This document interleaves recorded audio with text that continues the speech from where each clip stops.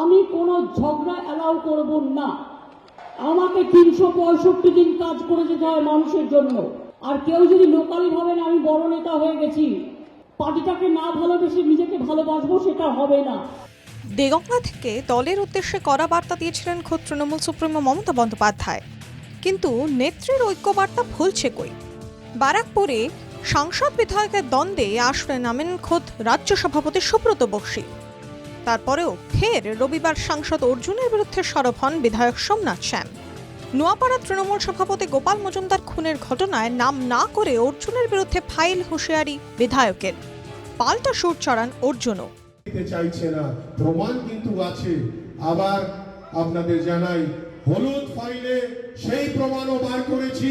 40/2022 এর পুরো তথ্য আমার কাছে আছে। ফাইলের কথা বলুক, যেটা বলুক, এর উত্তর দল দেবে।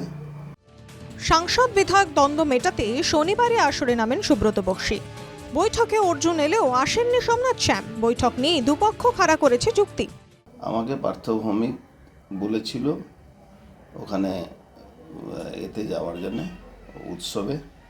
সেখানে বক্সিদাকে সঙ্গে যাওয়ার আমার কথা ছিল, সেই জন্য আমি গেছিলাম। প্রথম কথা জানাবো, আমার রাজ্য নেতৃত্ব সুব্রত বক্সী আমার শ্রদ্ধনীয় এবং অনেক উঁচু স্তরের উনি আমাদের নেতৃত্ব।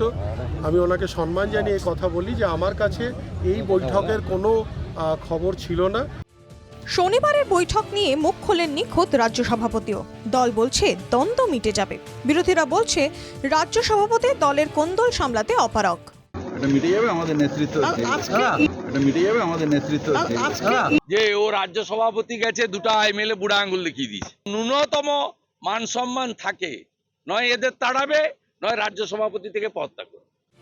ব্যারাকপুর শিল্পাঞ্চলে থামছে না শাসক কোন্দল। তৃণমূল কর্মী ভিকি যাদব খুনের পর থেকে ক্রমশ জোরালো হয়েছে দলের কাজিয়া। অর্জুনের ভাইপো পাপ্পু সিং গ্রেফতারের পর সাংসদের বিরুদ্ধে সুর চড়ান বিধায়ক। অর্জুনগড়ে শাসক দলের অবস্থা এখন কার্যত শ্যাম রাখি না কুল। Bureau report, NKTV Bangla.